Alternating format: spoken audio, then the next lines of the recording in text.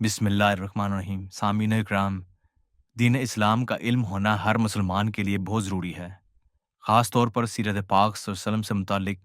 اس بات کو مد نظر رکھتے ہوئے آپ کے لیے سیرت پاک صلی اللہ علیہ وسلم سے متعلق مرحلہ وار ویڈیوز کا سلسلہ شروع کر رہے ہیں، جس میں آپ سیرت پاک سے متعلق بہت اہم معلومات حاصل کریں گے۔ اللہ پاک ہم سب کا کہنا سننا قبول فرمائے اور ہمارے لیے بخشش کا ذریعہ بنائے۔ شیطان نے بھاگم بھاگ باری باری تینوں عظیم ہستیوں کو ورگلانے کی کوشش کی، پر آپ کے کان میں خود کلامی کے انداز میں سوچنے لگا، شاید تجھے مغالطہ ہوا ہے، میرا اکلوتا بیٹا ہے، میری پہچان ہے، میری نسل اس سے چلنی ہے، یہی قربان ہو گیا تو میں بے نشان رہ جاؤں گا۔ شاید اتنی باتیں شیطان کے منہ سے نہ نکلی ہوں کہ سیدنا ابراہیم علیہ السلام جو آگ کے سمندر کے گولے گلزار بنا کے بڑے تھے، امتحان کے پھولوں پہ آگ کا شک نہ تھے، زمین پہ جھک کے موٹی سی کنکری اٹھائی اور شیطان کے منہ پر ماری۔ شیطان سر سے پاؤں تک کنکر بن کے جم گیا، مگر اس نے ہار نہ مانی۔ اگلا وار اس نے معصوم صاحبزادے پہ کیا۔ اس کے دل میں وسوسوں کا جال بنا کے شکار کرنے کی نیت سے قریب گیا۔ وسوسہ دل میں یہ ڈالا کہ ذرا ہوش کرو، پاتوری پہ خواب باپ دیکھے اور چھری کے نیچے گردن تیری آئے، بھاگ جا۔ رسول زادہ علیہ السلام تھا، خود نبی علیہ السلام تھا۔ باپ کا ہاتھ مزید زور سے پکڑ لیا، ہاتھ پکڑے پکڑے چلتے چلتے جھک کے زمین سے باپ نے اٹھائے کنکر سے بھی بڑا کنکر اٹھایا، اوخسوں کی کسر پسر کرتے شیطان کے ماتھے پر کھینچ مارا۔ شیطان پھر تلملانے لگا، تیسری بار حملہ آور ہونے کا پروگرام بنایا۔ اسے شاید پتہ تھا کہ امتحان میں کامیابی کی صورت میں کیونوں کے ہاتھوں خدا کا عزت والا گھر بنے گا، اور اسی گھر کے پڑوس سے انہی کی نسل سے ایک ایسا برگزیدہ رسول آخر صلی اللہ علیہ وسلم کی بعثت ہوگی جس سے وہ برٹسانی کو بھٹکانے کی ساری محنت کارٹ جائے گی۔ اسے آنے والے وقتوں میں اپنی حیثیت برباد ہوتی نظر آ رہی تھی۔ وہ کیوں نہ ہاتھ پاؤں مارتا، اس نے سوچا۔ پہلے پہل آدم جب اس کے ہاتھوں نہ پھسلا تو اماں ہوا نے اس کی کسر پسر پر کان دھر لیے تھے، کیا پتہ بی بی حاجہ علیہ السلام بھی ہوا کی طرح ہوں۔ تیسری بار اس نے دونوں باپ بیٹے کے پیچھے ممتا کے ننگے پاؤں بگا دیے۔ سیدنا حاجہ علیہ السلام کے ذہن میں سرگوشیں شروع کر دی، یہ کیا انہونی ہوئی، بیٹا پیدا ہوا تو 40 دن اونٹ کی سفر پہ اس ویرانے میں لا چھوڑا، اب بیٹا جوان ہونے لگا تو اسے زندگی سے ہمیشہ کے لیے نکالا جا رہا ہے، بھاگ کے جا، روک لے، اپنے بیٹے کو بچا۔ سیدہ حاجرہ علیہ السلام جلیل القدر نبی کی زوجہ تھیں، عظیم و شان نبی کی والدہ تھیں۔ انہیں اپنے اکلوتے بیٹے کے ماتھے پہ اس جہاں کے عظیم ترین رسول اللہ صلی اللہ علیہ وسلم کی جد امجد ہونے کی روشنی نظر آ رہی تھی۔ عظیم باپ بیٹا اور ان کے خدا کے راز و نیاز میں کیسے دخل دیتے؟ وہ بھی جھکی، ایک بہت موٹا کنکر اٹھایا اور اس کی کن پٹی پر مارا۔ تیسری بار شیطان پھر پتھر بن گیا، راہ کے سارے کانٹے نکل گئے۔ بیٹا سرشاری تعمیل میں سر جھکائے، آنکھیں نیچے، شیطان پہ گردن رکھ کے لیٹ گیا۔ پھر آسمان دے کے خدا کو گواہ بنایا اور چھری بیٹے کی گردن پر رکھ دی۔ ممتا نے دور قدم روک کے نگاہیں اوپر اٹھا کے اپنی روح سجدے میں رکھ دی۔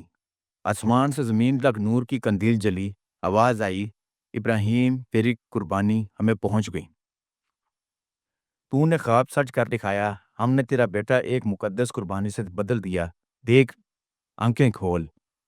ابراہیم علیہ السلام نے آنکھوں پہ باندھی پٹی کھولی تو دیکھا ان کے سامنے فرزند سیدنا اسماعیل علیہ السلام سلامت کھڑے مسکرا رہے ہیں۔ ہمگاہ پہ ایک مینڈا قربان ہوا پڑا تھا۔ آواز آئی، یہ مبارک قربانی کا مبارک بدل ہے، اصل بڑی قربانی کا بہتر بدل اس لمحے اسی فرما بردار جلیل القدر صاحب زادے کی نسل سے پیدا ہونے والے سیدنا ابراہیم علیہ السلام کی دعا رسول آخر صلی اللہ علیہ وسلم کے متبرک گھرانے کے نام لکھا گیا۔ کوئی مینڈا ایک رسول علیہ السلام سے کیسے برتر اور بہتر ہو سکتا تھا؟ وہ تو فرما برداری کا انعام تھا، کھانے کی ضیافت تھی۔ کہا، اسے کھاؤ کھلاؤ۔ تم باپ بیٹا اور ماں اس آزمائش میں پورے اترے۔ مکہ کی بستی دھیرے دھیرے بڑھتی رہی۔ ابراہیم علیہ السلام طور سیدہ سارہ علیہ السلام کے گھر سے کندھے پر تیر کمان ڈالے اونٹ پر بیٹھ کے آتے جاتے رہتے۔ ایک بار واپس گئے تو انہوں نے سیدہ سارہ علیہ السلام کو خدا کی طرف ایک خبر سنائی۔ سارہ علیہ السلام کے بیٹے سیدنا اسحاق علیہ السلام اور اسحاق کے بیٹے یعقوب علیہ السلام کی خوشخبری دی۔ پھر پلٹ کے مکہ آئے تو سیدنا اسماعیل علیہ السلام کو تیر اندازی کے سبق دیے۔ اس ملاقات میں شاعر جب سیدنا اسماعیل علیہ السلام کی عمر 20 سال کی تھی تو سیدہ حاجرہ علیہ السلام کے جانے کا وقت آ گیا۔ وہ جس جھونپڑی میں رہتے تھے وہیں باپ بیٹا نے انہیں دفنا دیا۔ یہ تو بعد میں انہیں معلوم ہوا کہ خدا نے اپنے گھر کے بنیادوں کی نشاندہی کرتے وقت سیدہ حاجرہ علیہ السلام کی قبر کو کعبہ کی شمالی دیوار میں داخل کر لیا۔ تتیم ہے ان کی آخری ملاقات تعمیر کعبہ پہ ہوئی۔ بیٹا 30 سال کا ہو چکا تھا، باپ کی عمر 120 سال کے لگ بھگ تھی۔ اس ملاقات سے پہلے 2 بار سیدنا ابراہیم علیہ السلام بیٹے سے ملنے اس کی جھونپڑی پہ آئے تھے۔ دونوں بار بیٹا تیر کمان لے کے کہیں دور گیا ہوا تھا۔ پہلی دفعہ باپ نے بیٹے کی دہلیز پہ دستک دی تو اندر سے ایک ناشکری عورت کی آواز آئی جو دہلیز سے باہر نکل کے اپنے خاوند کی شکایتیں کرنے لگی۔ ہوں کدھر گیا ہے؟ کبھی بتا کے دیا ہی نہیں، اس اجاڑ میں قید کر کے رکھا ہے۔ دوسرے آپ آ گئے ہیں پوچھنے کیا بتاؤں؟ بڑ بڑ کرتی ہوئی وہ واپس دہلیز کے اندر جانے لگی تو سیدنا ابراہیم علیہ السلام نے اسے پل بھر کے لیے روکا۔ سامند آئے تو میرا ایک سندیشہ دے دو گی؟ وہ نال چڑھا کے بولے۔ سیدنا ابراہیم علیہ السلام کہنے لگے، کہنا گھر کی دہلیز بدلنے والی ہے، بدل لے۔ وہی مگر اس نے میری ہی تھوڑی سننی ہے، یہی دیمک زدہ دہلیز میرے نصیب میں رہنی ہے۔ ابراہیم علیہ السلام مسکرائے اور واپس پلٹ گئے۔ سیدنا اسماعیل علیہ السلام اپنے گھر پہنچے، پوچھنے لگے کوئی ملاقاتی آیا تھا کیا؟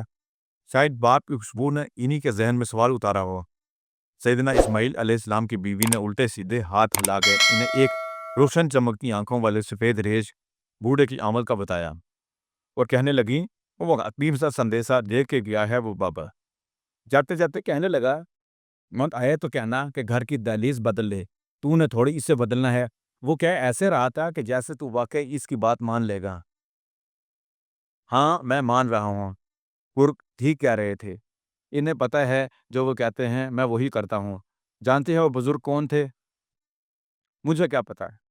مجھے پتہ ہے کون تھے، وہ میرے والد تھے۔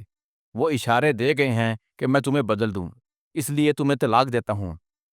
اسماعیل علیہ السلام نے دوسری شادی بھی اسی قبیلے بنو جرم میں کی۔ دوسری بیوی شکر گزار تھیں۔ ایک بار سیدنا اسماعیل علیہ السلام کی عدم موجودگی میں سیدنا ابراہیم علیہ السلام ادھر آئے، دستک دی۔ سیدنا اسماعیل علیہ السلام کی دوسری زوجہ نے بڑے تپاک سے خیر مقدم کیا، پہچانے وہ بھی نہ کہ کون اس کے دروازے پہ وارد ہوئے ہیں۔ بس ان کے چہرے پہ پڑے بنا نور اور جسم و جان کے عجیب مقدس وقار کو دیکھ کے خوش ہو گئی۔ او بھگت کرنے لگیں، سائے میں بچھونا بچھایا، چول پہ لایا، کھانا کھلایا، اونٹنی کو چارہ دیا۔ سیدنا ابراہیم علیہ السلام نے اس کے خامن کے بابت پوچھا۔ وہ بڑے احترام سے بولی، گھر کے کاموں میں لگے رہتے ہیں، شاید آنے میں دیر ہو جائے۔